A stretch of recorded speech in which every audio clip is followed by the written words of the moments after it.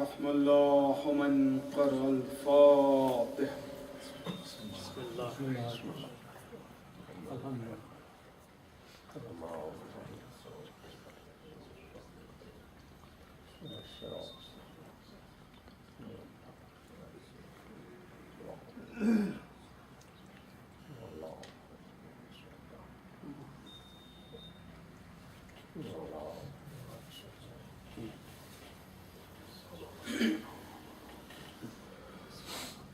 لا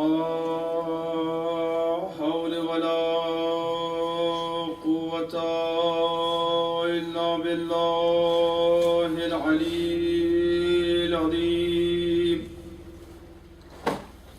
أعوذ بالله من الشيطان اللعين الرجيم.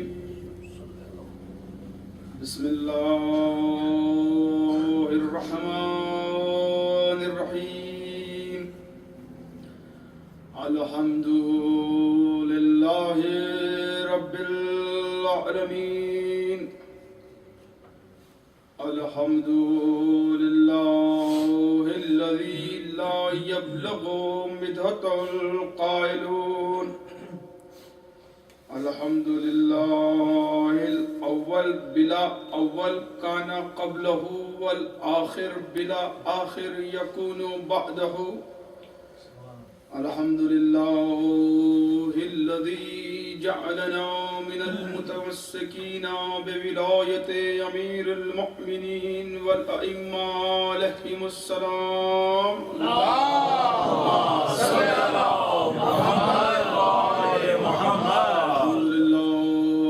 كما هو أهله.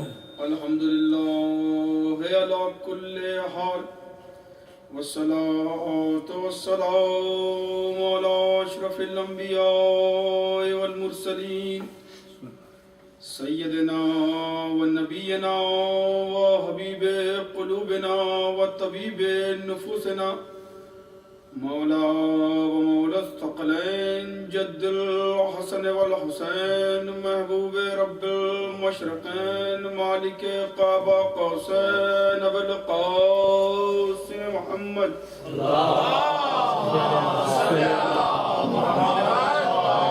وعلى آله الطيبين الطاهرين المعصومين المظلومين، ولعنة الله على أعدائهم ومنكري فضائلهم ومصائبهم وشجاعتهم وجلالتهم وولايتهم وعطشهم وعلمائهم وأتباعهم وغاصب حقوقهم أجمعين من ليلنا هذا إلى يوم الدين. أما بعد، فقد قال الله سبحانه وتعالى في كتابه الكريم وهو أصدق الصادقين وقوله الحق ثم حق. بسم الله الرحمن الرحيم. يا أيها الذين آمنوا بسم الله الرحمن الرحيم اطیعوا اللہ واطیعوا الرسول واولی الامر منکم. صلوات. اللهم صل على محمد وعلى محمد. عزیزان گرامی، آپ سے درخواست ہے کہ ایک مرتبہ سورہ حمد اور 3 مرتبہ سورہ اخلاص تلاوت فرما کے سید اسد رضا ابن سید معظم حسین کی روح کو اور تمام مومن اور مومنات کی ارواح کو احسان فرما.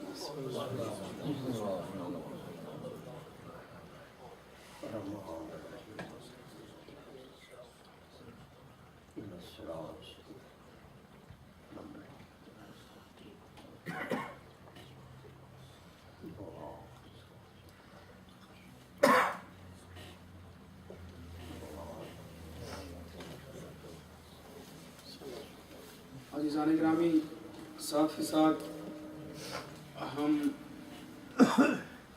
آج کی تاریخ کے صدقے میں، کیونکہ اس امام کو بھی باب الحوائج کہا جاتا ہے، تو ان کے در پہ اپنی حاجات کو طلب کرتے ہوئے اور اس گھرانے کی نالین پاک کے گرد پاک کے صدقے میں دعا کرتے ہیں کہ انشاءاللہ जवाद शिराजी साहब की तमाम सर्जरी बखैर व आफियत कामयाब हो जाए और मौला उन्हें इंशाअल्लाह सेहत व तंदुरुस्ती इनायत फरमाए और इंशाअल्लाह उसके बाद मौला की मजलिस आज़ा में वो सेहत व तंदुरुस्ती के साथ शिरकत फरमाए।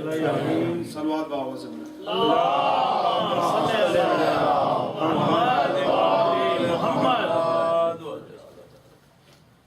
अज़ीज़ान गिरामी व बरादरान ईमानी व महबान आले मोहम्मद, जैसा कि आप हमेशा देखते हैं कि हम दुआ तो इस तरह बहुत से लोगों के लिए करते हैं, लेकिन कुछ रिश्ते ऐसे होते हैं कि वो रिश्तों की बुनियादी फर्श-ए-आज़ा होती है। तो अज़ीज़ान गिरामी, जिस तरह अभी हमने जवाद शिराजी साहब के लिए दुआ की, मौला तमाम मोमिन और मोमिनात को अपनी हिफ्ज़ अमान में रखे। देखिए, सेंटर वगैरह से मरबूत रहने का सबसे बड़ा फ़ायदा ये होता है कि आप किसी ना किसी तरह से मोमिनीन की दुआ में रहते हैं। और अज़ीज़ान गिरामी, मोमिन की दुआ में रहना कोई मामूली बात नहीं है। इमाम फरमाते हैं कि अगर तुमने अपनी मुसीबत के लिए किसी मोमिन से दुआ करने के लिए कहा है, गोया तुमने अल्लाह से कहा। तो अज़ीज़ान गिरामी, ये कोई हमारे लिए फ़ख्र की बात नहीं है कि मैं तो सेंटर बस वीकेंड में एक बार जाता हूँ, सैटरडे चला जाता हूँ। ये हमारी पहचान है और बहुत से हमारे काम ऐसे हैं जो सिर्फ यही कबूल होते हैं। इस बात का हमें यकीन है, ये अकीदा है और हमारा तजुर्बा है।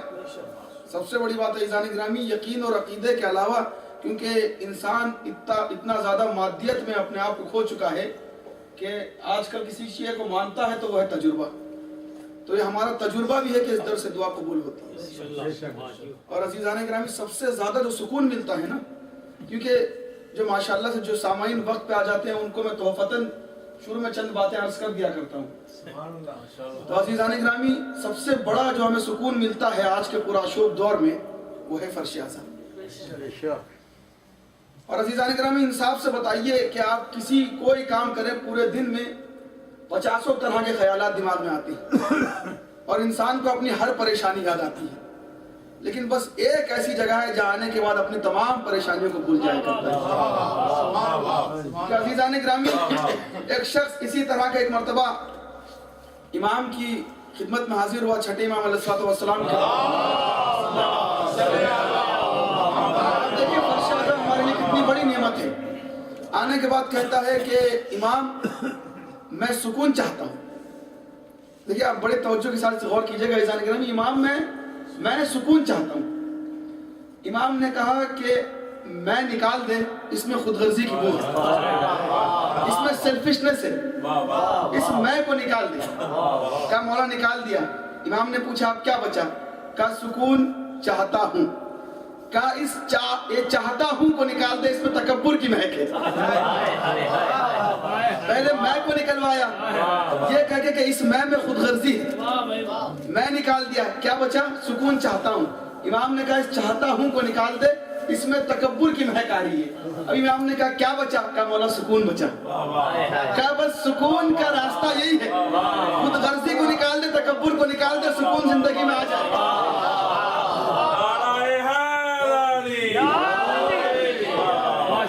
तो मालूम ये हुआ कि फर्श-ए-आज़ा हमारे लिए एक नुक्ता इत्तेहाद है और यही वो जगह है जहाँ इंसान अपनी मैं को भूल जाता है और अपनी मैं को हम में तब्दील कर देता है। तो अज़ीज़ान गिरामी, सबसे बड़ी शय है, हम यहाँ आते हैं इंफरादी हैसियत से, लेकिन आकर एक जमात बन जाते हैं।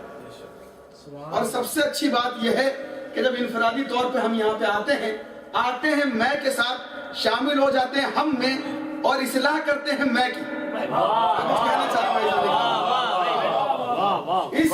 इस इज्तिमा से ना इंफरादी इस्लाह होती है और ये इंसान की जिम्मेदारी, जैसा कि मैंने अर्ज किया था कि बहुत सी ऐसी बातें होती हैं जो बयान होती हैं हर मजलिस में, ये सुनने वाले पर है कि वो किस तरह की तौफीक खुदावंद करीम से मांग रहा है।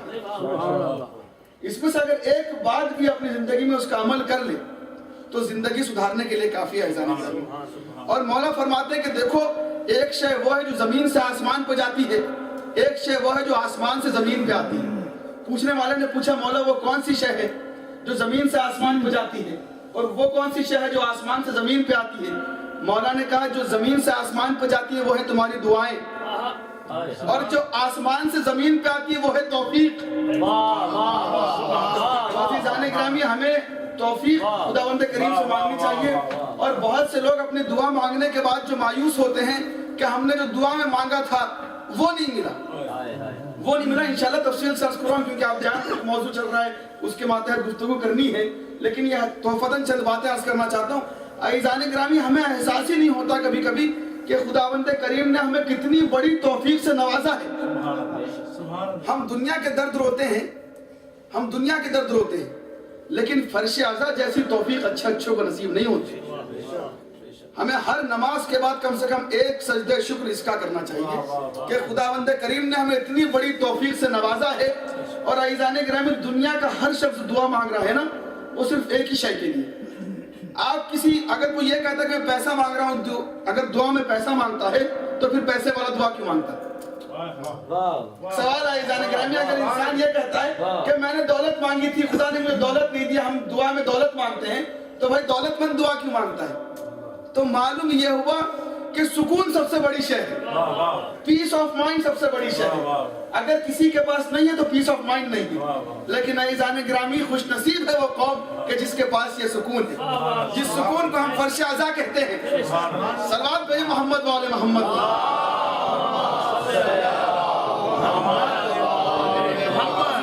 انشاءاللہ آپ آمادہ ہو گئے بات کو سننے کے لیے، اور ہماری جو گفتگو الحمدللہ کئی راتوں سے جاری و ساری ہے مولا کے صدقے میں،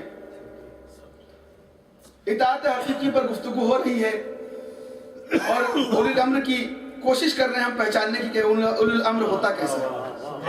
ہم تو کوشش ہی کر سکتے ہیں عزیزان گرامی، لیکن ذرا دقت نظری سے دیکھا جائے کہ کیا شے ہے۔ اطاعت کی جب بات آ رہی ہے تو کیونکہ انسانوں کو اپنا رہبر، بہت سے لوگوں نے یہ دعویٰ کیا، بہت سے لوگوں نے کہ رہبر ہمیں بنانا ہے، اور سوال ہمارا یہ ہے کہ آپ کیوں بنائیں گے؟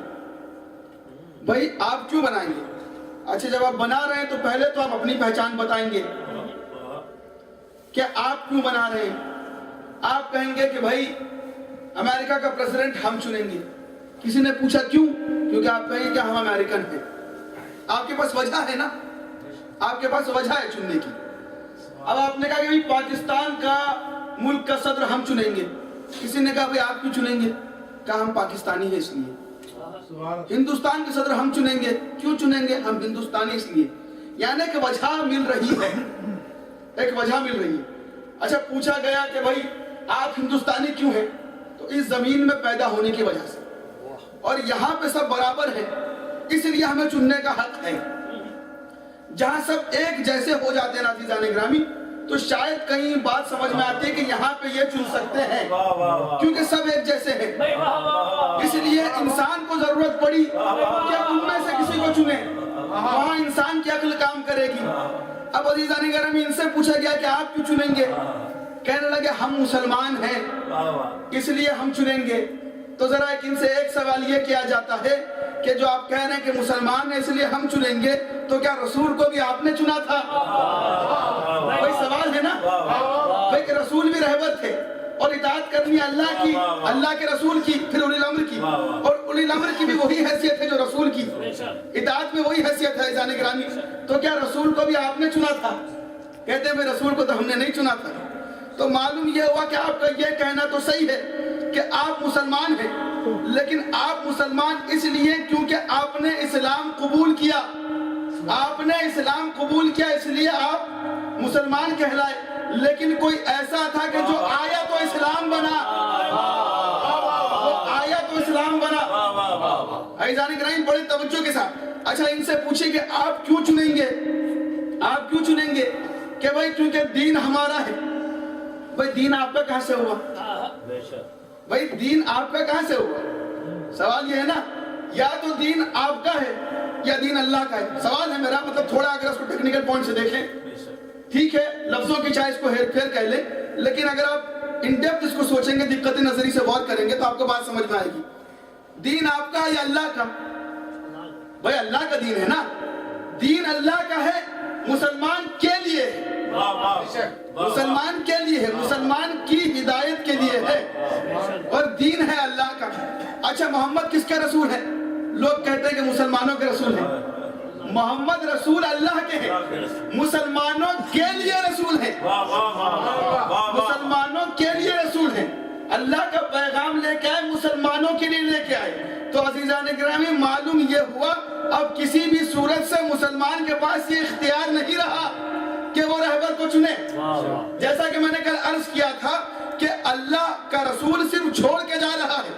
عزیزان گرامی غدیر قم میں بھی یہ نہیں کہا تھا کہ اے رسول بنا دو جس کو بنانے کے لیے کہا گیا تھا، اے رسول پہنچا دو، یعنی بن چکا ہے تمہیں پہنچانا ہے۔ تو عزیزان گرامی مجھے کہنے دیجئے کہ جب اللہ رسول کو یہ اختیار نہیں دے رہا تو مسلمان کو کیسا مل سکتا ہے؟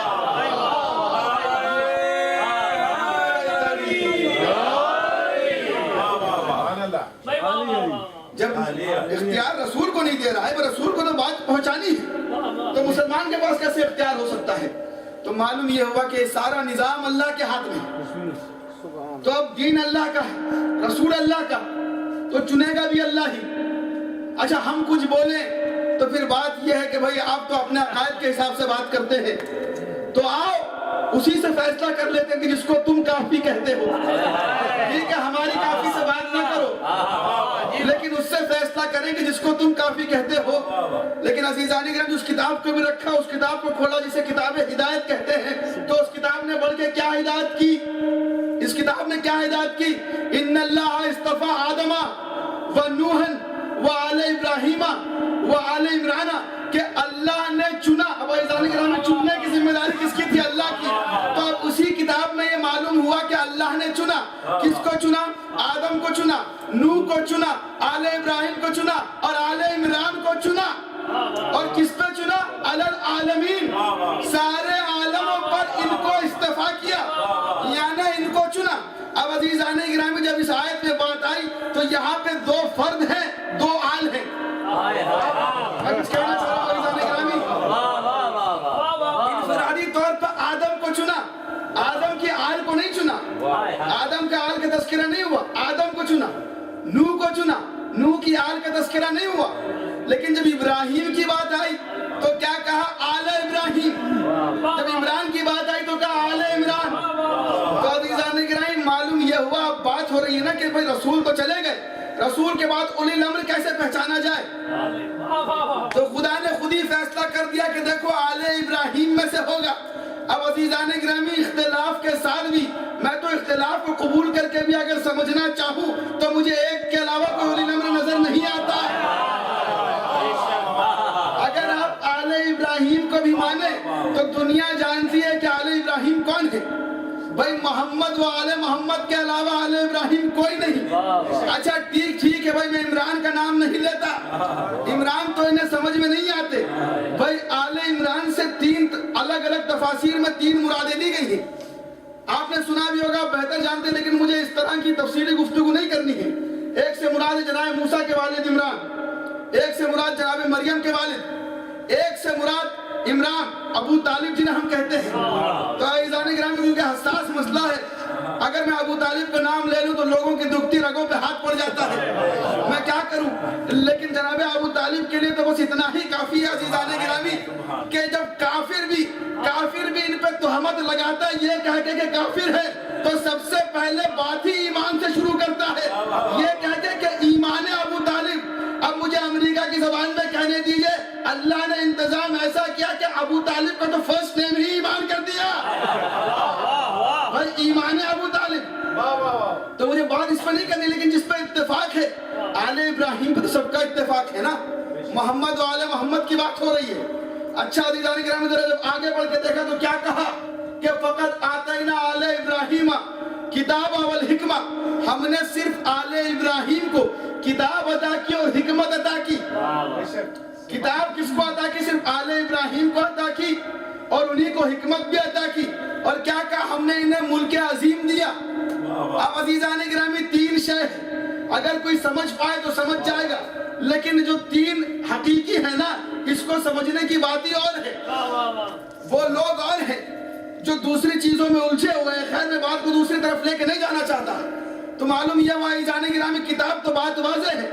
کتاب ہے اللہ کی کتاب قرآن, اور حکمت سے مراد ہے نبوت. عزیزان گرامی کتاب سے مراد ہے قرآن, حکمت سے مراد نبوت. اچھا ملک عظیم میرا دل کہتا ہے کیوں کہا گیا عزیزان گرامی؟ تفاسیر میں یہ بات نقل ہے.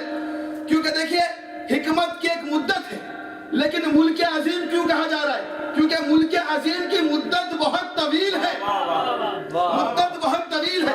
اس لیے ملک عظیم سے مراد ہے امامت, ملک عظیم سے مراد امامت. اب بات آ گئی نا عزیزان گرامی, اللہ کی اطاعت کرو گے, اب اس حکمت کی, اس حکمت والے رسول کی, اس کے بعد ملک عظیم کی, یعنی بات امامت کی ہوگی. صلوات بھائی محمد والے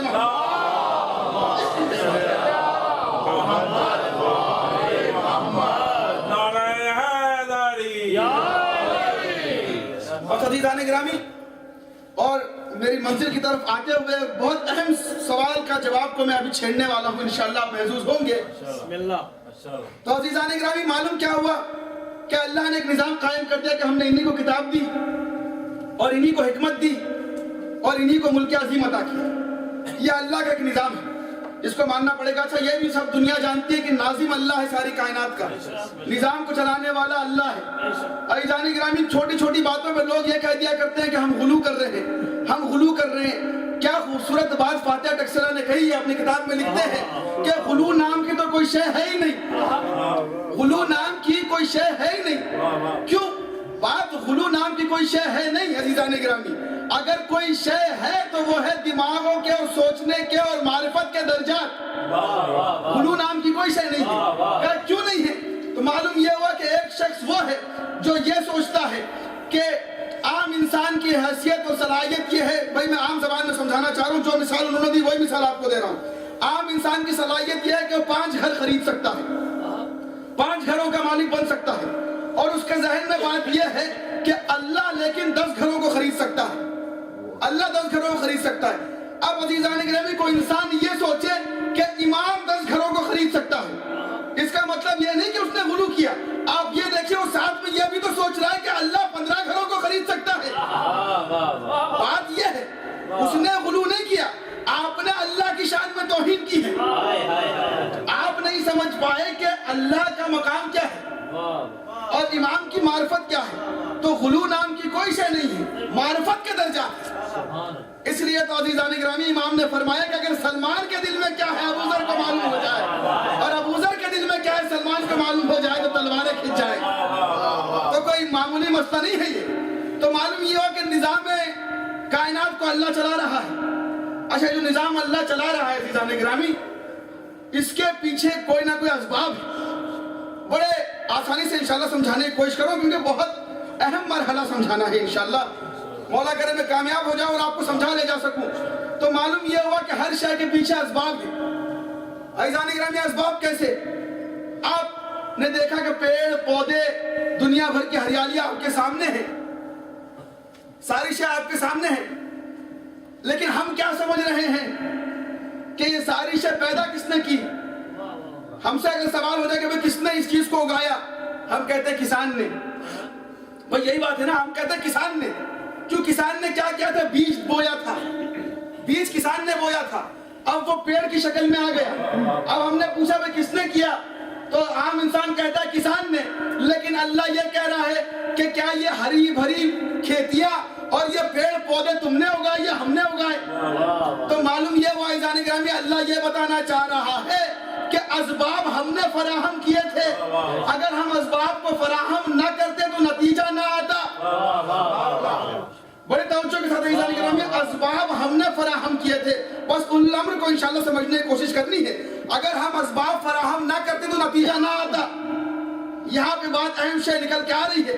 ہم سمجھ رہے کسان نے کیا, کیونکہ عزیزان گرامی اسباب میں جو اختیارات ہیں وہ اللہ کے ہیں.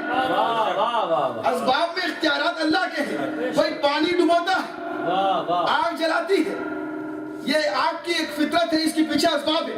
لیکن عزیزان گرامی اگر اللہ نہ چاہے تو نہ پانی ڈبو سکتا ہے نہ آگ جلا سکتی ہے. اچھا ایسے موقع بھی آئے جا نہ پانی ڈبا پایا نہ آگ جلا پائی. تو عزیزان گرامی کیا پتا چلا کہ کئی شے کے پیچھے اسباب ہوتے ہیں. کئی ایسی شے ہیں جو اسباب کی بنا پر کائنات کے وجود میں آتی ہیں. اب میں میری منزل کی طرف آ رہا ہوں عزیزان گرامی. معلوم یہ ہوا کہ جن اشیاء کے پیچھے اسباب ہوتے ہیں, کوئی سبب ہوتے ہیں, کوئی وجہ ہوتی ہے, اسے کہتے ہیں خلق. میں کچھ کہنا چاہ رہا ہوں عزیزان گرامی, اسے کہتے ہیں خلق. وہ ہے مخلوق. بلکہ اگر یوں کہا جائے, میں جو آپ کے سامنے بات عرض کرنا چاہ رہا ہوں, عرف عام میں تو کئیوں کے لیے ایک ہی الفاظ استعمال ہوتے ہیں, اور چونکہ لغات قاصر ہیں بات کو سمجھانے سے, اس لیے انشاءاللہ اشارے دیتے ہوئے میں آگے بڑھوں گا عزیزان گرامی. تو معلوم یہ ہوا کہ جن کے پیچھے اسباب ہوتے ہیں اسے کہا جاتا ہے خلق. لیکن اگر کوئی شے بنا اسباب کے وجود میں آ جائے اسے کہتے ہیں امر.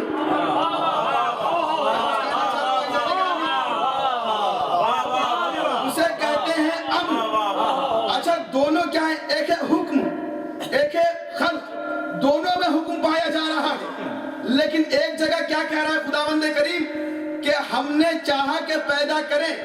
اگر ہم نے ارادہ کیا, انما امرہ, اگر اس کا امر یہ ہے کہ اگر وہ چاہ لے, صرف بات کو چاہ لے, اذا ارادہ شیئا ان یقول لہ کن فیکون, بس وہ ارادہ کرتا ہے, ابھی کہتا بھی نہیں کہ ہو جا اور چیز ہو جاتی ہے. تو عزیزان گرامی یہ ہے امر, یہ ہے امر کن. میں کچھ سمجھانا چاہ رہا ہوں عزیزان گرامی, میں سمجھا پاؤں اور انشاءاللہ آپ سمجھ لیں. ایک شے ہے خلق, ایک شے ہے امر کن سے جو وجود میں آ رہی ہے. عزیزان گرامی, خداوند کریم ایسا ہے, کہیں اس نے اسباب رکھے, کہیں اس نے امر کن سے کام لیا. اچھا, امر کن کیا ہے؟ ابھی کہتا ہے کہ ہو جا اور شے ہو جاتی ہے, بلکہ ابھی کہتا بھی نہیں, ارادہ کرتا ہے کہ ہو جا اور شے ہو جاتی ہے. شاید میں سمجھا نہیں پا رہا ہوں تو شاید واقعی سے سمجھا لوں عزیزان گرامی. ایک مرتبہ ایک شخص آیا, چھٹے امام کی بارگاہ میں آنے کے بعد کہتا ہے,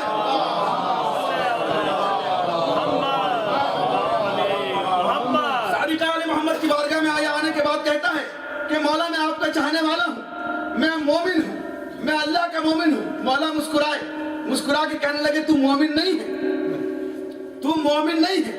کہا مولا ایسا کیوں کہتے ہیں؟ کہا مومن وہ ہوتا ہے کہ جو اگر چاہے, کسی شے کو چاہے تو وہ شے ہو جاتی ہے. کہا مولا ایسا کیسے؟ کیونکہ اللہ خود کہتا ہے تم میری اطاعت کرتے رہو, میں تمہیں مجھ جیسا بنا دوں گا. میں کچھ کہنا چاہوں عزیزان گرامی, تو کیا اللہ کی بات معاذ اللہ صرف برائے بات ہے؟ کیا کسی کو اپنے جیسا بنایا بھی ہے اس امر میں کہ اگر وہ چاہے تو ہو جائے, اگر وہ چاہے تو ہو جائے؟ ایسا کون ہے امر میں؟ تو عزیزان گرامی, اس لیے خداوند کریم اپنی حدیث قدسی میں فرماتا ہے کہ اے ابن آدم, اے ابن آدم, ایک تیری چاہت ہے, ایک میری چاہت ہے, ایک تیری چاہت ہے, ایک میری چاہت ہے. اگر اطاعت کرے گا اس کی کہ جو میری چاہت ہے تو دوں گا وہی کہ جو تیری چاہت ہے. ایک تیری چاہت ہے, ایک میری چاہت ہے. اگر اطاعت کرے گا اس کی کہ جو میری چاہت ہے تو دوں گا وہی کہ جو تیری چاہت ہے. اگر نافرمانی کی اس کی کہ جو میری چاہت ہے تو ترسا دوں گا تجھے اس میں کہ جو تیری چاہت ہے.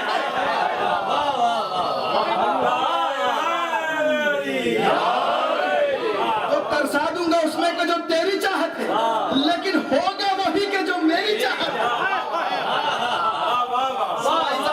اللہ کی چاہت سے ہٹ کے بات نہیں ہو سکتی, اور اللہ کہتا کہ اگر کوئی میری اطاعت کرے تو اسے میں مجھ جیسا بنا دوں گا.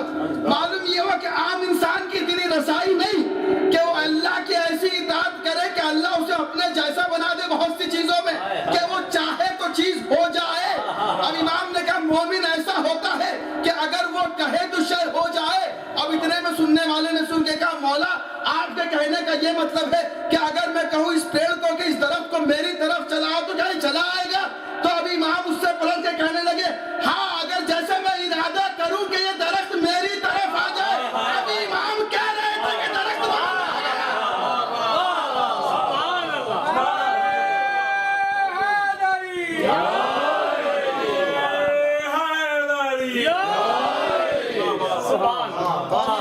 ابھی امام کہہ رہے تھے کہ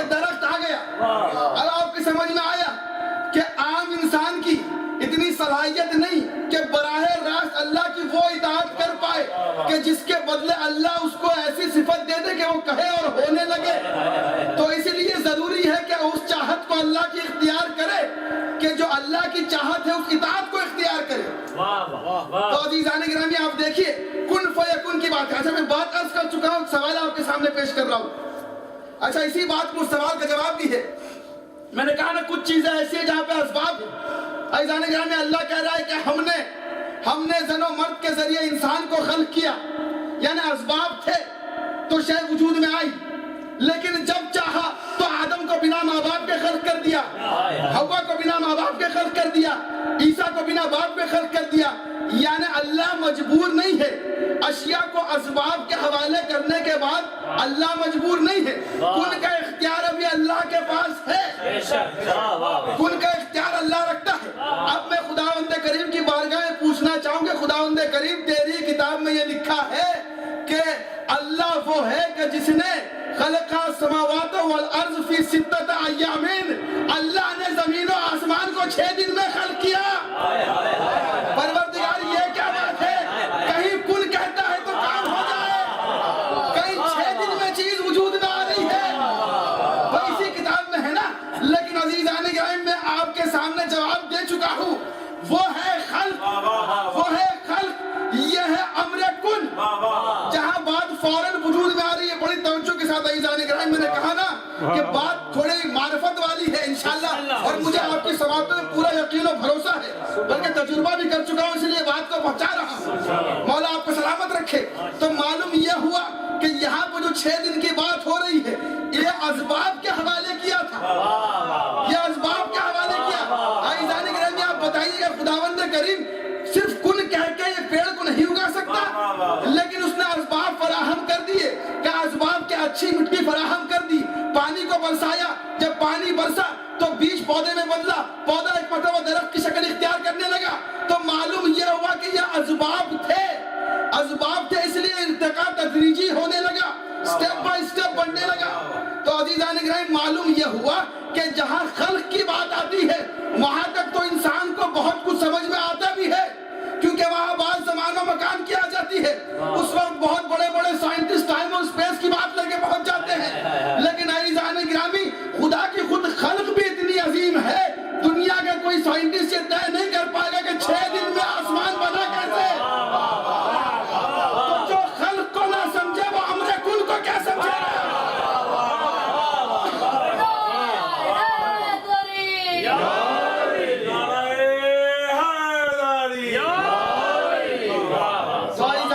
بات ہو رہی ہے امر کن کی کہ امر کن ہے کیا. عزیزان گرامی یہ ہے خلق. عام زبان میں, عام اصطلاح میں, عرف عام میں دونوں کو خلق ہی کہا جائے گا, اور دونوں میں ارادہ بھی پایا جا رہا ہے. لیکن یہاں ارادہ کن ہے کہ بس ہو جا اور ہو جائے گی. ایک جگہ اسباب کے حوالے کر دیا, اسباب کے حوالے کر دیا. اب عزیزان گرامی بڑے توجہ کے ساتھ, کیونکہ میں نے ایک بات چھیڑی تھی کہ قرآن مخلوق میں سے نہیں ہے, اور میں نے اس کے ساتھ یہ بھی کہا تھا کہ اہل بیت بھی کسی عام مخلوق میں سے نہیں ہے, نازل ہوئے ہیں. اب وجہ کیا ہے نزول کی, یہ سوچیے اگر سمجھ پائے تو عزیزان گرامی. معلوم یہ کہ خداوند کریم کہہ رہا ہے اپنی حدیث قدسی میں, کیا کہتا ہے, کنتو کنز مخفیہ, میں ایک چھپا ہوا خزانہ تھا, فاحببت لکی اعرف, میں نے چاہا کہ میں پہچانا جاؤں, فخلقتک یا محمد, تو میں نے تمہیں خلق کیا. اب عزیزان گرامی بڑے توجہ کے ساتھ, پہلی چیز کائنات کی کون سی ایسی چیز ہے جو پہلے وجود میں آئی. میں نے پہلے آپ کے سامنے دنیا میں وجود کے 2 طریقے رکھ دیے جو خداوند کریم نے اختیار کیے. ایک اسباب کے ذریعے سے, ایک اسباب کے ذریعے سے شے وجود میں آ رہی ہے, ایک امر کن کے ذریعے سے. اچھا اسباب کے ذریعے میں کہاں آئے گی, جب پہلے سے کوئی شے موجود ہو. میں نے کیا بات کہی تھی کہ اگر بیج کو مٹی میں ڈالا جائے, یعنی ضروری ہے کہ درخت بننے کے لیے اگر آپ بیج کا استعمال کریں تو مٹی موجود ہو. میں کچھ کہنا چاہ رہا ہوں, میں نے بات آپ اسبابی مخلوق کی کریں گے تو وہاں پہ کچھ شے کا, کچھ سبب کا, کچھ اسباب کا پہلے سے موجود ہونا ضروری ہے. تو اب میرا ایک سوال ہے عزیزان گرامی, جو دنیا میں سب سے پہلی کائنات میں, بلکہ کائنات کی بات نہ کروں, اس سے دور کی اور اس سے بڑی بات ہے کہ اللہ نے جو سب سے پہلے شے کو خلق کیا, اب یہاں لفظ خلق بھی استعمال نہیں ہو سکتا. خوبصورتی تو یہی ہے کہ اب یہاں پہ آ کے میرا الفاظ دم توڑ دیتے ہیں, الفاظ دم توڑ دیتے ہیں. بلکہ یوں کہوں جب سب سے پہلی چیز وجود میں آئی تو اللہ نے کس طریقے کا استعمال کیا. اچھا عزیزان گرامی, جب یہ کہہ دیا کہ سب سے پہلی چیز, تو یہ خود اس بات پر دلالت کرتے ہیں کہ اس سے پہلے کوئی چیز تھی نہیں. جب کوئی شے تھی نہیں تو بات اسبابی ہو ہی نہیں سکتی. اب ایک ہی طریقہ بچا رہ گیا, طریقہ ایک ہی بچا رہ گیا. کیا؟ امر کن کا طریقہ. وہ کہے تو بات ہو جائے. اب عزیزان گرامی, لوگ جو سوالات اٹھاتے ہیں, میرا ان سے کچھ سوال ہے. اب خداوند کریم کہہ رہا کن تو کنز مخفیہ, کہیں کچھ کتابوں میں یہ لکھا ہے فَأَحْبَبْتُ لِكَيْ أُعْرَفَ, جب میں نے چاہا کہ میں پہچانا جاؤں. کہیں یہ لکھا ہے فَأَرَدْتُ لِكَيْ أُعْرَفَ, جب میں نے ارادہ کیا کہ پہچانا جاؤں. توجہ کے ساتھ, کہیں یہ لکھا ہے کہ فَخَلَقْتُكَ يَا مُحَمَّدْ. عزیزان گرامی یہ کیوں لکھا ہے؟ اور کہیں یہ لکھا ہے کہ فَخَلَقْتُكَ خلق. اب عزیزان گرامی عربی میں آپ جانتے ہیں ماشاءاللہ پڑھے لکھے حضرات کا مجمع ہے, ایک روٹ ورڈ ہوتا ہے, اردو میں بھی استعمال ہوتا ہے جسے ہم کہتے ہیں مصدر. اور یہ خلقہ مخلوق ان سب چیزوں کا مصدر ہے خلقہ. یعنی اللہ نے جب لفظ استعمال کیے تو اس میں بھی کسی کی شرکت نہیں چاہی, ایک دم پیور استعمال کیا, مصدر استعمال کیا کہ میں نے خلق کو استعمال کیا. اچھا مصدر کا استعمال کیوں کیا؟ کیونکہ مصدر سے ہی دنیا کی ہر شے نکلتی ہے. مصدر اسے کہتے ہیں کہ جس سے دوسری شے نکلے. اب عزیزان گرامی معلوم یہ ہوا کہ یہ جو خلق ہو رہا ہے یہاں پر, یہ اسباب والا نہیں ہے. یہ اسباب والا نہیں, کیونکہ اس سے پہلے کچھ تھا ہی نہیں تو سبب کیا بنتا؟ کوئی شے سبب بن ہی نہیں سکتی تھی. سوال ہی نہیں تھا کوئی سبب بنے. ہاں البتہ یہ جو چیز ابھی وجود میں آ رہی ہے نا, یہ دوسروں کے لیے سبب بن سکتی ہے. کیونکہ اب جو بھی چیز آئے گی اس کے بعد آئے گی. اچھا میں نے کیا کہا تھا عزیزان گرامی, جب بات اسباب کی ہوتی ہے وہاں پہ ارتقاء تدریجی ہوتا ہے. کیا؟ دھیرے دھیرے انسان نمو پاتا ہے, دھیرے دھیرے شے بڑھتی ہے. ایک مرتبہ جب بچہ پیدا ہوا تو بچپنے کے بعد لڑکپن میں آیا, لڑکپن کے بعد جوانی میں آیا, جوانی کے بعد ادھیڑپن میں آیا, ادھیڑپن کے بعد بڑھاپے میں پہنچا. معلوم یہ ہو کہ اسٹیپ بائی اسٹیپ بڑھ رہا ہے, تدریجی طور پہ بڑھ رہا ہے. لیکن عزیزان گرامی کن میں یہ بات نہیں ہوتی. کن میں جب شے وجود میں آتی ہے نا, تبھی اپنے منزل کمال پہ ہوتی ہے. اس میں یہ نہیں ہوتا. اب آپ کے سمجھ میں آیا کہ یہ ملا, جاہل ملا کیا جانے, جو رسول کے علم پہ انگلی اٹھاتا ہے وہ یہ کہتا ہے کہ ہم نے رسول کو پڑھتے ہوئے نہیں دیکھا. رسول کہہ رہا اول ما خلق اللہ نوری, اللہ نے سب سے پہلے میرے نور کو خلق کیا. یعنی رسول سے پہلے کچھ نہیں تھا. اور جب ایک مرتبہ کن سے یہ خلق ہوئے تو خلق ہوتے ہی منزل کمال پہ تھے. اور یہ منزل کمال وہ ہے جہاں مسلمانوں کی نگاہیں نہیں پہنچ سکتی. اب عزیزان گرامی میں نے کیا کہا کہ جب بات اسباب کی ہوتی ہے تو تدریجی بات بڑھتی ہے, دھیرے دھیرے اسٹیپ بائی اسٹیپ رفتہ رفتہ بات بڑھتی ہے. اب ذرا مجھے انصاف سے بتائیے, دربار میں ایک واقعہ ہوا تھا عزیزان گرامی, جب شیر کسی انسان, جب شیر پیدا بھی ہوتا ہے نا, میں کچھ کہنا چاہ رہا ہوں, جب شیر پیدا بھی ہوتا ہے نا, ابھی میں بہت آگے تک انشاءاللہ بات کو لے جانا چاہ رہا ہوں کہ اولی الامر ہے کیا, انما امرہ, اس کا امر ہے کیا. میں نے ابھی پوری بات نہیں پہنچائی ہے, ابھی امر کن تک لا کے چھوڑا ہے. ابھی دو امر کن بچے ہیں جن میں تقابل کرنا ہے. کیا دونوں برابر ہیں؟ اب انصاف سے بتائیے, جب شیر پیدا ہوتا ہے کیا پیدا ہوتے ہی اس لائق ہوتا ہے کہ انسان کو چیر کے پھاڑ کے کھا جائے؟ تو معلوم یہ ہوا کہ اس لائق شیر نہیں ہوتا. جب پیدا ہوتا ہے اب معلوم یہ ہوا کہ دربار میں ایک واقعہ ہوا, امام نے قالین کے شیر کو اشارہ کیا, شیر باہر آیا, ایک مرتبہ انسان کو چیرا پھاڑا اور کھا گیا. اب ذرا انصاف سے بتائیے, یہ جو ارادہ تھا یہ خلق تھا یا کون تھا؟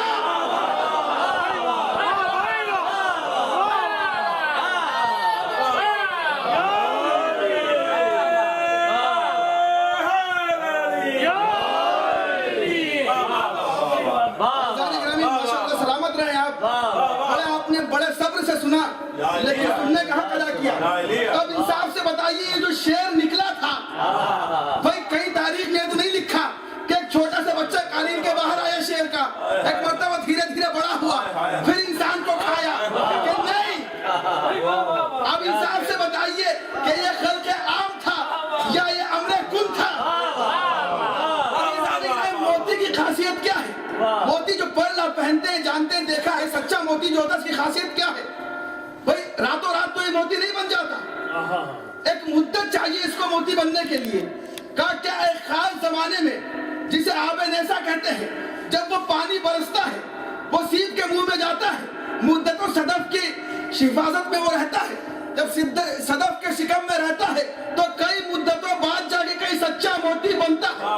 تو معلوم یہ عزیزان گرامی یہاں پہ موتی بننے میں بھی کچھ اسباب ہے, دھیرے دھیرے موتی بنتا ہے. اب ذرا انصاف سے بتائیے ایک مرتبہ ایک امام نے اپنے چاہنے والے سے کہا ہاتھ کا دھول موتی بنتا گیا.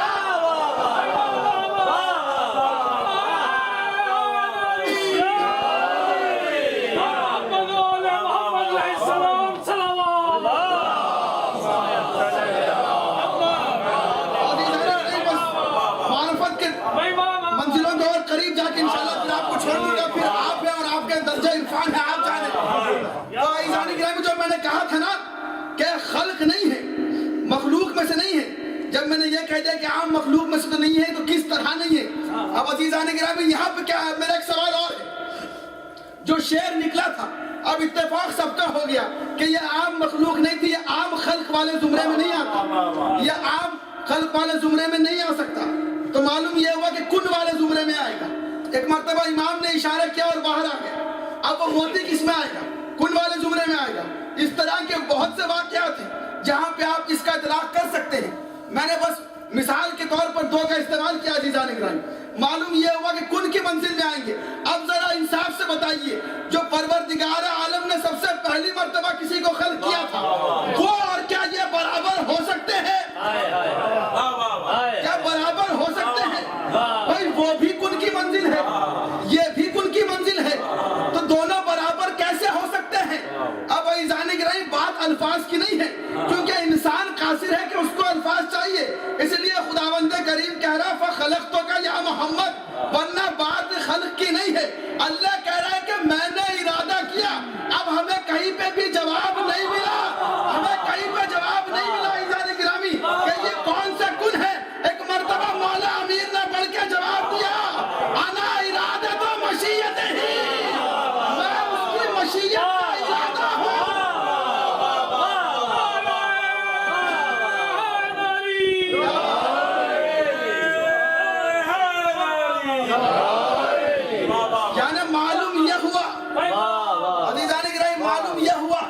صرف یہ کن والے نہیں ہیں, کن کے لیے جو ارادہ اللہ نے کیا تھا اس ارادے کو اہل بیت کہتے ہیں. اس لیے تو جب انہوں نے کن کہا تو بات ہو گئی. اب یہ پورا سلسلہ الحمدللہ آپ کی سمجھ میں آ گیا. عام خلق خال ہے اور یہ ارادہ ہے اللہ کا. اس لیے امام نے کہا کہ میں اللہ کا ارادہ ہوں. کوئی کیا سمجھے گا کہ ارادہ کیا ہے؟ عزیزان گرامی اب اگر آپ بات کو آگے بڑھ کے دیکھیں کہاں کہاں ایسے مقامات آئے, لیکن جنہوں نے نہیں مانا, جب خدا نے کہہ دیا کہ تمہیں ماننا پڑے کیونکہ فیصلہ خدا کا ہے, تو دو ہی سبب ہو سکتے ہیں عزیزان گرامی نہیں ماننا ہے, یا ماننا ہے یا نہیں ماننا ہے. جو طاہر ہوگا وہ ضرور مانے گا, لیکن عزیزان گرامی جب حسد ہوگا نا, نہیں ماننے کی ایک ہی وجہ ہو سکتی ہے, آپ کسی بہترین چیز کو کیوں نہیں مانتے سوائے حسد کے کچھ نہیں ہے. تو ہمیشہ امام حاسدین کے بیچ میں کھڑے ہوئے تھے. جب ایک مرتبہ 8ویں امام جس دروازے سے روز دربار میں داخل ہوا کرتے تھے, کیونکہ بہت سے حاسدین دربار میں بھی تھے, ان حاسدوں نے ایک مرتبہ ایک منصوبہ بنایا. خدام سے کہہ دیا کہ دیکھو امام داخل ہوئے نا تو پردے کو مت اٹھانا. میں کچھ کہنا چاہ رہا ہوں عزیزان گرامی, پردے کو نہ اٹھانا. کیوں؟ یہ معاذ اللہ نعوذ باللہ امام کی توہین کرنا چاہ رہے تھے. اور میں نے اس دن آپ کی خدمت میں عرض کیا تھا کہ اللہ اپنے چاہنے والوں کی توہین کبھی برداشت نہیں کر سکتا. بلکہ بات یہ ہے عزیزان گرامی, بات یہ ہے کہ خداوند کریم عرض کیا تھا خداوند کریم ایک شے ہوتی ہے صبر. صبر شے اور ہے کہ اگر آپ کے ساتھ کوئی برا کرنا چاہے آپ نے اس وقت صبر کر لیا, اس کا جواب اس کو بعد میں ملا. ایک شے وہ ہے کہ اسی وقت اللہ نے اس کو جواب دیا. تو معلوم یہ ہوا یہاں اللہ باطل کو باطل کے امر سے ذلیل کر دیتا ہے. اور عزیزان گرامی, جب انسان کسی شے سے پیدا ہوتا ہے, میں نے آپ کے سامنے کہا نا اللہ کے ارادے کی بات ہے, جب انسان کسی شے سے خلق ہوتا ہے تو اس کے اندر اس کے اثرات بھی دکھائی دیتے ہیں. اس کے اثرات بھی دکھائی دیتے ہیں. میں نے آپ کے سامنے کا عرض کیا تھا کہ انسان کو 4 عناصر سے پیدا کیا گیا کہ آگ, مٹی, پانی, ہوا. میں ابھی ہماری بات نہیں کر رہا ہوں, عام انسانوں کی بات کر رہا ہوں عزیزان گرامی. تو آپ نے دیکھا کہ انسان کے اندر غصہ بھی پایا جاتا ہے, غصہ پایا جاتا ہے. انسان کے اندر جو غصہ ہوتا ہے لوگ کہتے ہیں کہ یہ آگ پہ دلالت کرتا ہے. جب انسان ایک مرتبہ بھڑکتا ہے غصے میں, یہ آگ پہ دلالت کرتا ہے. انسان کو شرم آتی ہے, یہ پانی پہ دلالت کرتا ہے کہ شرم سے پانی پانی ہوتا ہے. عزیزان گرامی, بہت سے لوگ شرم کھو چکے ہیں. اس میں کوئی ہماری کوئی یہ نہیں ہے کہ اگر وہ اپنے اس عنصر کو کھو چکے ہیں, لیکن در حقیقت موجود ہے جس کو انسان قبول نہیں کرنا چاہ رہا ہے. ایک مرتبہ کیا ہے, مٹی ہے انسان کے اندر جو انکساری ہے, مٹی کی وجہ سے ہے. آگ ہے, مٹی ہے, پانی ہے, ہوا ہے. یہ جو انسان کو گھومنے میں اچھا لگتا ہے نا ایک جگہ سے دوسری جگہ جانے میں, یہ ہوا کی فطرت ہے. عزیزان گرامی, باتیں کتابوں میں لکھی ہے جو آپ کے سامنے عرض کر رہا ہوں. اچھا ہماری بات اور ہے کہ ہمیں یہ 5ویں چیز کیوں اچھی لگتی ہے, کیونکہ ہمارے اوپر مولا کی جو فاضل دینت ہے, اہل بیت کی جو فاضل دینت کا جو نور ہے وہ حاوی ہے. اچھا عزیزان گرامی, انسان جس شے سے پیدا ہوتا ہے اس کے اندر وہ شے کی تھوڑے نہ تھوڑے عنصر ہوتے ہیں. اب آپ کو سمجھ میں آیا جو اللہ کا ارادہ ہے انہیں مظہر صفات پروردگار کیوں کہتے ہیں, یعنی اللہ کی مشیت سے خلق ہو رہے ہیں, اللہ کی مشیت سے خلق ہو رہے ہیں. اب عزیزان گرامی, معلوم یہ ہوا کہ پہلے اسباب ہونے چاہیے. کوئی انسان یہ اشکال کر سکتا ہے کہ اللہ یہ کہہ رہا ہے کہ میں چھپا ہوا خزانہ تھا, یعنی بطور اسباب خزانہ موجود تھا. اگر تم یہ مانتے ہو یہ سبب کے ذریعے وجود میں آئے تو اس خزانے سے وجود میں آئے. میں کچھ کہنا چاہ رہا ہوں عزیزان گرامی, اگر سمجھ پائے تو, یعنی ایک ہی خزانہ موجود تھا, ان میں اس خزانے کے ظواہرات پائے جاتے ہیں, تو کوئی ان کو کیا سمجھے گا. اچھا ایک بات, ایک سوال در ذہن میں اور اٹھتا ہے عزیزان گرامی. امام جب یہ کہہ رہے ہیں کہ شیعتنا خلقوا من فاضل طینتنا, کہ ہمارے شیعہ ہماری فاضل طینت سے پیدا ہوئے, یعنی جو ہماری زائد طینت تھی, یعنی ہمیں بنانے کے بعد جو طینت بچی. اب ذرا انصاف سے بتائیے, یہ ہمارے اور آپ کے کام ہو سکتے ہیں. ہم کوئی شے کو بنانا چاہیں, مٹیریل زیادہ لے کے آگے, پتہ چلا کہ مٹیریل بچ گیا. میں کچھ کہنا چاہ رہا ہوں عزیزان گرامی, اگر سمجھ پائے تو یہ ہمارے اور آپ کے ناقص کام ہوتے ہیں. اگر کوئی شے بنانا چاہ رہا ہے اور مٹیریل بچ گیا, اب بچے ہوئے مٹیریل سے کچھ بھی بنا دے, یہ ہمارے اور آپ کے کام ہے. لیکن عزیزان گرامی, اللہ کے کام میں نقص نہیں پایا جاتا. معلوم یہ ہوا کہ مٹیریل وہ ارادے کے ساتھ لے کے آیا تھا. یہ بچا کیوں, یہ اللہ نے پہلے سے ہی بچایا تھا کہ کچھ انوار کو ماننے والے کچھ طاہر لوگ بھی ہوں گے. تو یہ جو شیعہ ہے نا, یہ شیعہ بھی اللہ کے ارادے کی وجہ سے وجود میں آئے ہیں, ایسے ہی وجود میں نہیں آ گئے.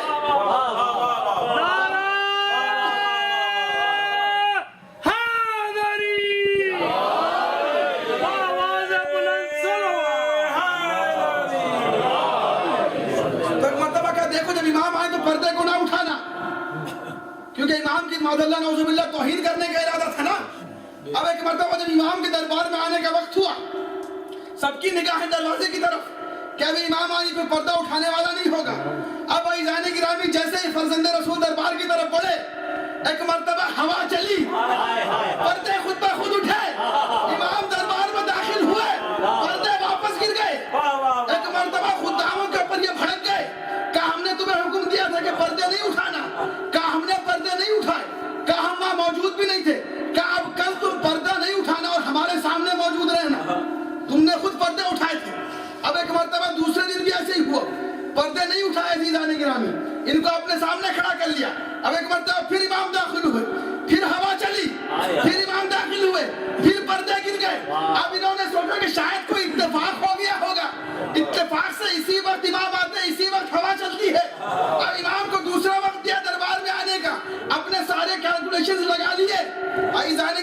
اپنی ساری جغرافی دیکھ لی، اپنی ساری ویدر رپورٹ دیکھ لی کہ کیا کیا ہونے والا ہے. اب ایک مرتبہ امام کو خبر دی کہ امام اس وقت آئیے. اب پھر پردوں کو نہیں اٹھایا. امام جب داخل ہوئے ایک مرتبہ پھر ہوا چلی، پھر پردے اٹھے، امام پھر داخل ہوئے. اب عزیزان گرامی لوگ پھر حیرت میں پڑ گئے اور حیرت میں پڑ کے کہتے ہیں مولا عجیب اتفاق ہے. بس ایک جملہ اور بات تمام. مولا عجیب اتفاق ہے، جب آپ آتے ہیں تبھی ہوا چلتی ہے. مولا مسکرا کے کہتے ہیں جو تمہارے لیے اتفاق ہے وہ ہمارے لیے اختیار ہے.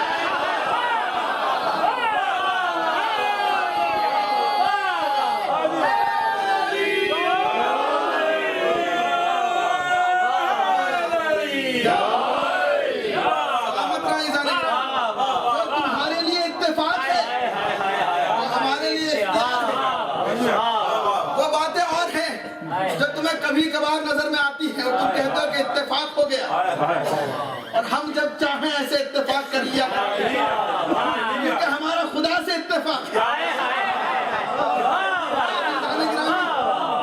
اب جس کو یہ بات سمجھنی ہونا وہ ان کے در سے اتفاق کرے، ورنہ پھر یہی کہتے رہے گا کہ شاید میں بھی اتفاق سے دنیا میں آ گیا. جو اتفاق سے آ جایا کرتے ہیں نا وہ ایسی باتیں کیا کرتے ہیں. ان کی بات سمجھ میں اہل بیت نہیں آتے. عزیزان گرامی ان کی سمجھ میں اہل بیت نہیں آتے، بس کن کہتے ہیں. اچھا یہ جو بات ہے نا کہ یہ لوگ کہتے ہیں کہ واسطوں سے مانگنا اور اس طرح سے مانگنا، یہ کس کا عزیزان گرامی؟ کون کہتا ہے کہ واسطے کی بات ہے؟ واسطے تو ان کے غلاموں سے مانگے لوگ، ان کے غلاموں سے مانگے. آٹھویں امام کے صحابی ہے معروف کرخی نام ہے، معروف کرخی نام ہے. شاید آپ کا سنایا واقعہ آپ کی سماعتوں کے حوالے کرتا ہوں چھوٹے بھائیوں کے لیے.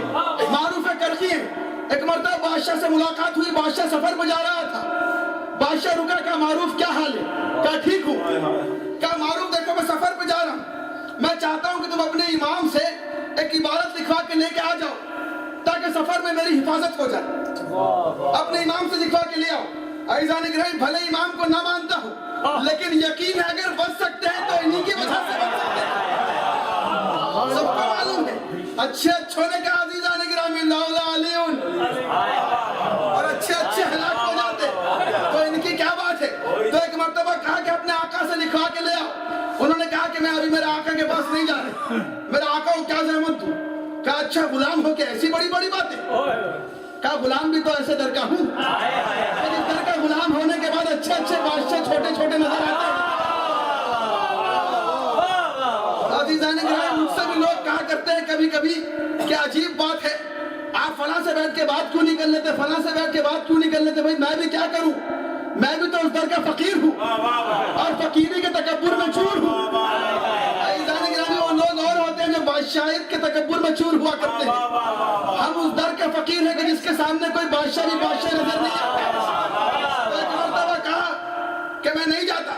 کہا تم کیا لکھوا کے نہیں لاؤ گے؟ کہا چلو چلو تم اتنا اصرار کر رہے ہو تو میں تمہارے حوالے ایک تحریر کر دیتا ہوں.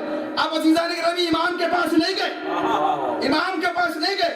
تحریر میں لکھا پروردگار تجھے معروف کا واسطہ، تجھے معروف کا واسطہ کہ اس کو غرق ہونے سے بچا لینا. اب عزیزان گرامی اس تحریر کو لکھ رکھا، رکھ کے لے کے سفر پہ چلا گیا. ایک مرتبہ سمندر میں طغیانی آئی، طوفان اٹھا. جب طوفان اٹھا تو پریشان ہوا. اب چاہتا ہے کہ اس تحریر کو نکال کے پانی میں پھینکے تاکہ سمندر سکون پا جائے، لیکن ایک مرتبہ پھینکنے سے پہلے سوچتا ہے کہ کھول کے ایک مرتبہ دیکھ تو لوں کہ امام نے لکھا کیا ہے، امام نے لکھا کیا ہے. جیسے ہی کھول کے دیکھا اس میں لکھا پروردگار تجھے معروف کا واسطہ کیسے غرق ہونے سے بچا لے. اب ایسے وقت میں جیسے معروف کا نام دیکھا ایک مرتبہ آگ ببولا ہو گیا، آگ ببولا ہو گیا. کیا ہے معروف نے میرے ساتھ کیا حرکت کی. اب غصے میں اس تحریر کو پھاڑ دیا اور ہاتھ میں پکڑا رہا. سمندر میں طغیانی جاری رہی اور جب تک ہاتھ میں پکڑا رہتا عزیزان گرامی ایک مرتبہ ان کاغذ کے ٹکڑوں کو سمندر میں پھینک دیا. اب جیسے ہی سمندر میں پھینکنا تھا، جیسے ہی سمندر میں پھینکا، تاریخ کہتی ہے کہ ایک مرتبہ طغیانی تھم گئی، طوفان تھم گیا، طوفان تھم گیا. یہ پریشان ہوا، پریشان ہو کے ایک مرتبہ معروف کے پاس آیا. کہا معروف تم نے میرے ساتھ کیا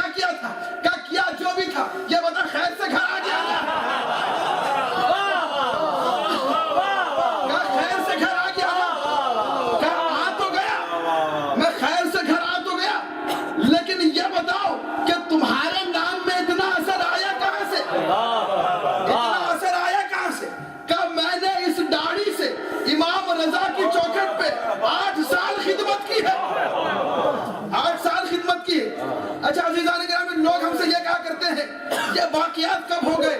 کبھی کوئی واقعہ سلمان کے ساتھ ہو جاتا ہے، کبھی کوئی ابو ذر کے ساتھ ہو جاتا ہے، سب کے سامنے کیوں نہیں ہوتے تھے؟ کس نے کہا سب کے سامنے نہیں ہوتے تھے؟ ہوتے سب کے سامنے ہی تھے، لیکن کوئی جادوگر کہہ دیتا تھا تو کوئی خدا کہہ دیتا تھا، تو اس لیے بتائے بھی اسی کے سامنے جاتے تھے کہ جو معرفت کے ان درجات پر فائز ہو جو اس کو تحمل کر پائے۔ عزیزان گرامی، اگر سلمان کو بتایا جا رہا ہے تو اسی لیے نہیں کہ سلمان بہت چاہتے ہیں، اس لیے کہ سلمان میں تحمل کرنے کی صلاحیت ہے۔ اس لیے تو امام نے فرمایا، جو میں نے بات کلرز کی تھی، کہ اگر نہ سمجھ پاؤ تو ہماری طرف پلٹا دو۔ اور عزیزان گرامی، بات کن کی ہے نا، جو لوگ کہتے ہیں کہ ان کے پاس کون سا کن ہے، بھائی ایسے کن ان کے نام لے کے جو انبیاء پرندوں کو زندہ کیا کرے، تو آپ اس بات سے تصور کیجئے کہ ان کے پاس کون سا کن ہے۔ یہ وہ ارادہ ہے کہ جس کی وجہ سے کن وجود میں آتا ہے، یہ وہ ارادہ ہے۔ ہمیں کہاں سے یقین ہوگا، ہمیں کہاں سے اطمینان ہوگا؟ جب ابراہیم نبی ہو کے ابراہیم کو نہ اطمینان ہو تو ہمیں کیسے اطمینان ہو؟ اب یہی بات تھی، یہی بات سلمان کے دل میں بھی آئی۔ سلمان نے بھی کہا، مولا یہ بتائیے کہ عیسیٰ پرندوں کو کیسے اڑایا کرتے تھے، ابراہیم نے پرندوں کو کیسے زندہ کیا؟ بس میرے مولا مسکرا کے کہتے ہیں، سلمان سننا چاہتے ہو یا دیکھنا چاہتے ہو؟ سننا چاہتے ہو یا دیکھنا چاہتے ہو؟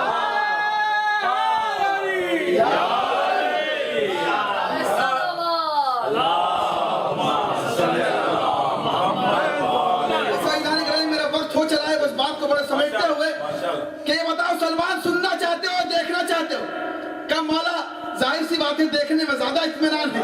اب میرے مولا کہتے ہیں بتاؤ دیکھنا چاہتے ہو یا محسوس کرنا چاہتے ہو؟ جیسی آپ کی مرضی، جیسی آپ کی مرضی۔ آیت اللہ ہاشم بحرینی سے واقعی کو لکھتے ہیں کہ جیسی آپ کی مرضی مولا، کہ چلو اب تمہیں ایک مرتبہ کہا اس پرندے کو بلاؤ جو سامنے ڈال میں بیٹھا ہے۔ کہا مولا میں کیسے بلاؤں؟ سلمان کی زبان یہ پرندے کہاں سمجھتے ہیں؟ ایک مرتبہ مولا نے حکم دیا، اب اس اللہ کے ارادے نے امر کیا، سلمان نے پرندوں کی طرف اشارہ کیا، پرندوں کے جھنڈ سے ایک پرندہ چلا، سلمان کے قریب آیا، آنے کے بعد سلمان کے ہاتھ پہ آ کے بیٹھا۔ میرے مولا نے کہا سلمان ذبح کر دو، سلمان ذبح کر دو۔ اب سلمان پریشان، کہا مولا ذبح کر دوں؟ کیا سلمان یقین نہیں ہے کہ زندہ ہو جائے گا؟ بے شک یقین ہے، بے شک یقین ہے۔ ایک مرتبہ سلمان نے پرندے کو ذبح کیا، کہا سلمان اب پرندے کو حکم دو کہ اڑ جائے، پرندے کو حکم دو کہ اڑ جائے۔ اب ایک مرتبہ بس جانے کے بڑی توجہ کے ساتھ سلمان نے حکم دیا پرندوں کی کہ پرندہ پرواز کرے، لیکن پرندہ نہیں اڑتا۔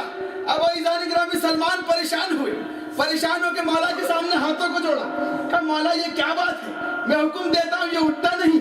میرے مولا مسکرائے کہتے ہیں سلمان تم نے یہ کہا تھا کہ ابراہیم کیسے زندہ کیا کرتے تھے، عیسیٰ کیسے زندہ کیا کرتے تھے، اب اس طرح کوشش کرو جس طرح ابراہیم نے کی تھی، اس طرح زندہ کرو جس طرح عیسیٰ نے کیا تھا۔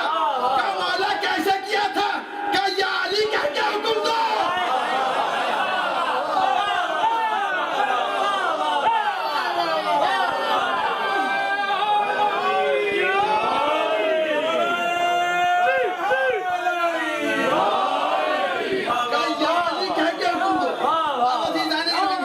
بہت سے لوگ ایسے ہیں، مولا ان کی ہدایت کرے، ان کے معرفت کے درجات میں انشاءاللہ ترقی کرے، کہ یہ پوچھتے ہیں آپ نے یہ کیسے کہہ دیا کہ علی کی مرضی سے پرندے کو اڑایا؟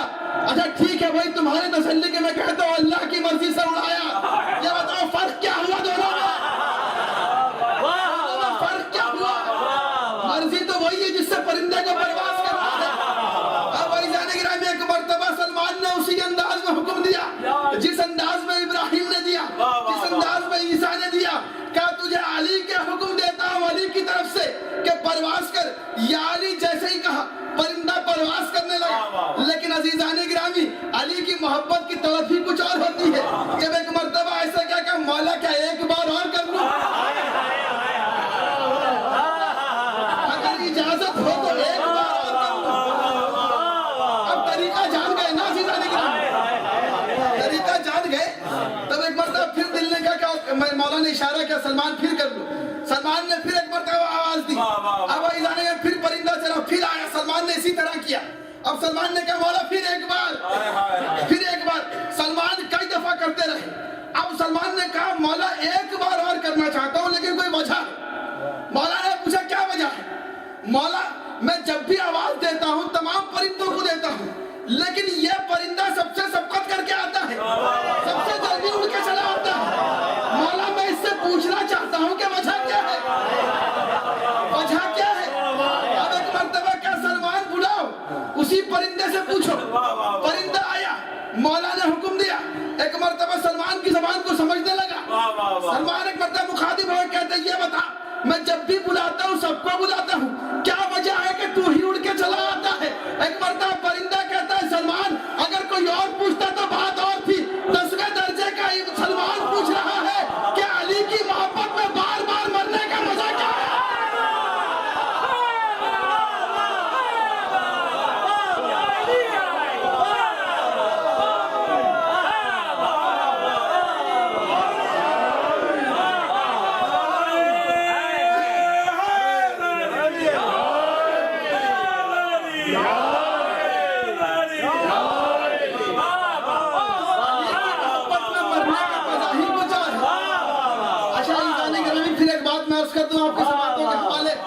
سماعت کو دیکھتے ہوئے مولا آپ کو سلامت رکھے.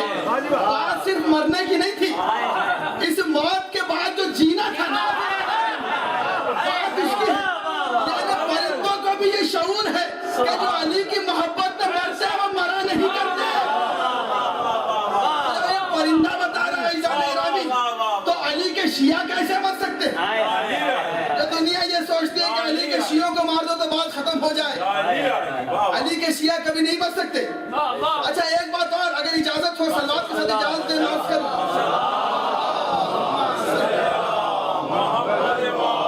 بہت سی باتیں ایزان گرامی آج کی رہے گی لیکن انشاءاللہ کل عرض کروں گا میں.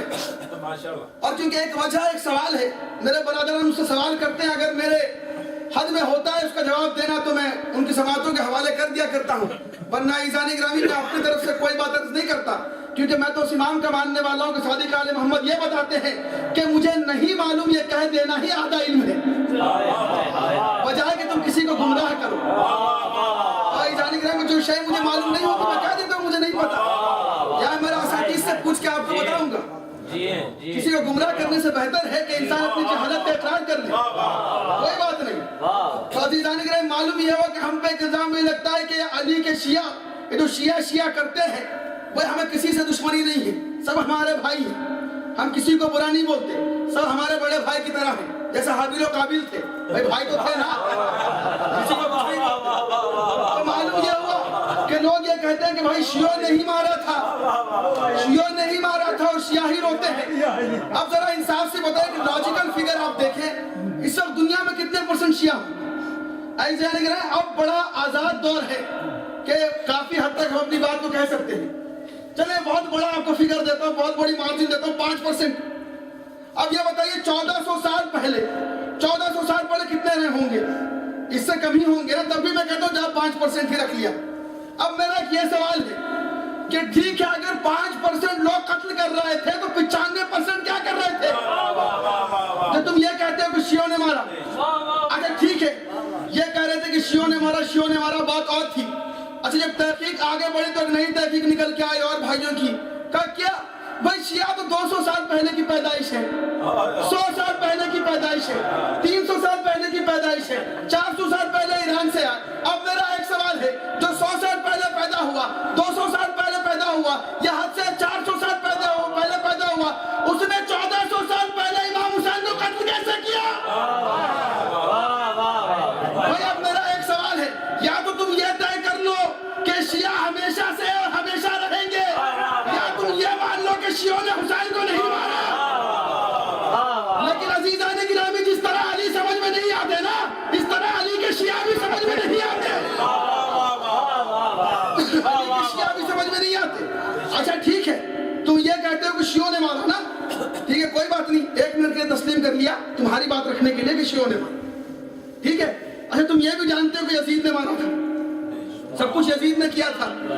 تم یہ کہنا چاہ رہے ہو کہ شیعہ یزید کے چاہنے والے، ٹھیک ہے تمہاری بات مانتے ہوئے اب یہ ہمارا آپسی معاملہ ہے، تم بیچ میں نہیں آنا، کیونکہ اگر تم یہ کہہ رہے ہو کہ شیعہ جو یزید کی طرف تھے تو ہم اپنے والوں پہ لعنت کر رہے ہیں، بیچ میں نہیں آنا، اب یزید پہ لعنت، اس کے باپ پہ لعنت، اس کے دادا پہ لعنت،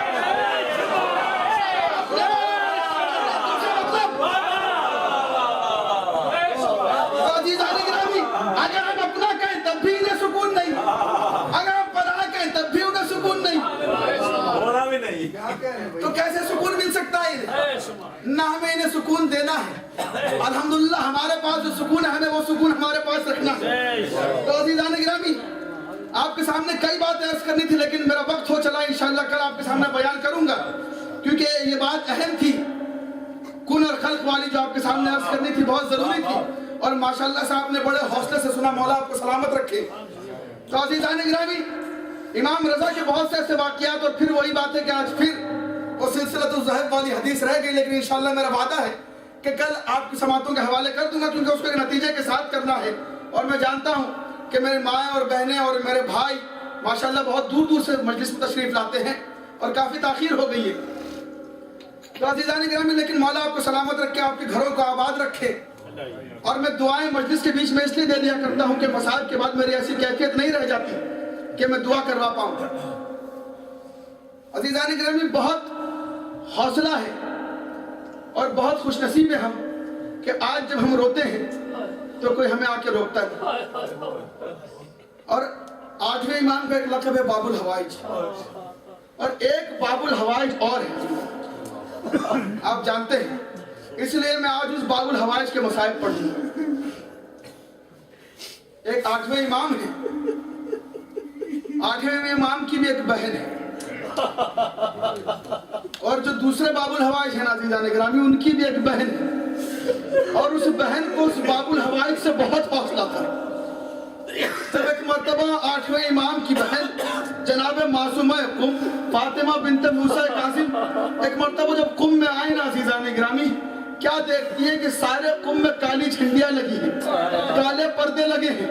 لوگوں نے کہا دیکھو ایک دم سے بہن کو بھائی کی موت کی خبر نہ دینا۔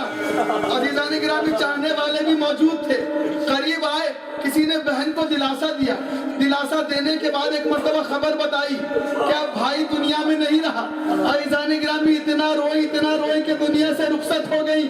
میں ہاتھوں کو جوڑ کے کہوں گا بی بی آپ کا بھائی باب الحوائج ہے نا، ارے ذرا کربلا میں آ کے دیکھیے، ایک باب الحوائج ایسا ہے کہ ایک مرتبہ جب وہ میدان میں جانے لگا، جب اس نے پانی کی اجازت مانگی تو زینب نے تمام بیویوں کو بلایا، تمام بیویوں کو بلا کے حلقے کے بیچ میں کھڑی ہو گئی۔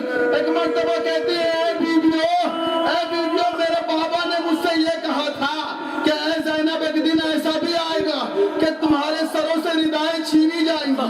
اے بیویوں جب میں مدینہ سے چلی تھی تو میں نے تمہارے رداؤں کی ضمانت دی تھی، ارے زینب اس ضمانت کو اٹھاتی ہے، ارے میرا بھیا مرنے کو جاتا ہے۔ اجرکم اللہ۔ عزیزان گرامی بس تفصیل سے مصائب نہیں پڑھوں گا، چند روایات پر نظر ڈالوں گا۔ باب الحوائج کے مصائب ہے نا، میں نے اس دن عرض کیا تھا کہ جب اس بچی کے مصائب ہوتے ہیں تو ایک چچا حاضری دیتا ہے، لیکن جب اس چچا کے مصائب ہوتے ہیں تو میرا دل کہتا ہے کہ شام کے زندان سے ایک بچی اٹھ کے آتی ہوگی۔ ارے اس بچی کی خاصیت یہ ہے، ایک مرتبہ ایک مانگنے والے نے مانگا، ارے ایک مرتبہ عباس کی زری پہ گیا، جا کے کہتا ہے کہ مولا آپ کو سکینہ کا واسطہ میری حاجت کو پورا کر دیجئے۔ ارے خواب میں سویا، کیا دیکھتا ہے کہ ایک شخص آیا ہے، ارے بھاگے کہ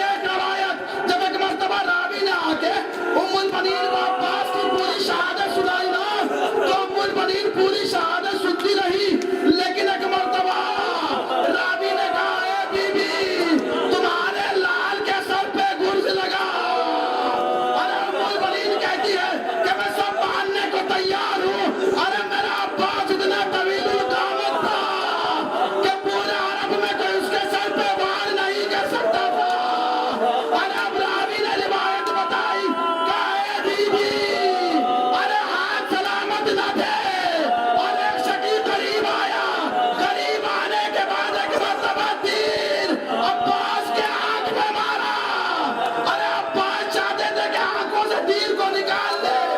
अरे सर को झुका के जानुओं के दरमियान तीर को निकालना चाह रहे थे। अरे शकील ने ऐसा वार किया कि अब्बास का सर टुकड़े हो गया। अरे अब्बास घोड़े पे न समझ सके। अजीज़ान गिरामी, दिल फट जाएगा इस रिवायत के बाद। अरे उलमा ने लिखा, एक खतीब ने पढ़ा कि दो वजह है कि अब्बास के सर नेज़े पे नहीं संभलता था। और एक अब्बास की गैरत थी कि जब भी नेज़े पे जाता था तो ज़ैनब के खुले सर को देखता था। और एक वजह ये भी है कि अब्बास के सर अरे घुस के जख्म से इतना टुकड़े हो गया था। अल्लाह, मैं मसाइल तमाम करने वाला हूँ। बस एक मर्तबा एक बार आइज़ान गिरामी तारीख कहती है कि हुसैन चले भाई से आखिरी मुलाकात को। अरे चलते चलते एक मर्तबा हुसैन को एक दाया बाजू मिला। अरे उठाया, बोसे दिए, सीने से लगाया। मेरा दिल कहता है कि नजफ का रुख करके क्या होगा बाबा। बाबा 21 रमजान को इसी हाथ को मेरा हाथ में दिया था बाबा। बाबा वो हाथ सलामत नहीं रहा बाबा। मसाइल तमाम किए मैंने। हुसैन ने दोनों बाजुओं को उठाया।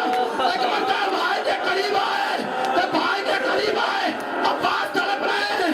सर को उठा के जानी पे रखा। जब सर को जानी पे रखा एक मर्तबा अब्बास बार बार सर को उठा लेते हैं। हुसैन कहते हैं भैया भैया क्या तकलीफ है बताओ। क्या था जब पहली मर्तबा आया था दुनिया में तो सबसे पहले आपके चेहरे की ज़ियारत की थी मौला। अरे अब दुनिया से जा रहा हूँ, इतना चाहता हूँ कि आपकी ज़ियारत कर लो। क्या अब्बास तो करते क्यों नहीं। क्या मौला एक आँख में तीर बेबस थे, एक हाथ में खून है। एक मर्तबा अब्बास कहता आका अगर हाथ सलामत होते तो ये ज़हमत कभी ना देता, ये ज़हमत कभी ना देता। एक मर्तबा आंखों से खून को साफ किया, हुसैन ने तीर को निकाला। अरे अब्बास और ज़्यादा तड़पने लगे। अरे मौला क्या ज़्यादा हो, बड़ा आसान जुमला कह रहा हूँ। एक मर्तबा अब्बास तड़पने लगे। हुसैन ने तड़प के कहा भैया क्या और भी कहीं तकलीफ है। अरे अब्बास कहते हैं आका मेरी माँ ने बचपन से ये सिखाया था। अरे जब भी आका करीब आए अपने हाथों को सर पे रख के खड़े हो जाना। ए आका मेरे हाथ सलामत नहीं है। अरे मैं शर्मिंदा हूँ, आपकी ताज़ीम को नहीं उठ सकता। अरे एक मर्तबा हुसैन ने भाई को सीने से लगाया। क्या भैया जिंदगी भर मुझे आका का एक मर्तबा भैया कह दो। अरे अब्बास ने भैया का मुंह पे फंसे उच्चरी से परवाज हुई। हुसैन ने भाई को सीने से लगाया। क्या है भैया अब वो आंखें जागेंगी जो तुम्हारे भरोसे सोया करती थी। अब ज़ैनब में जागेंगी। वाह अब्बासा, वाह मुसीबता।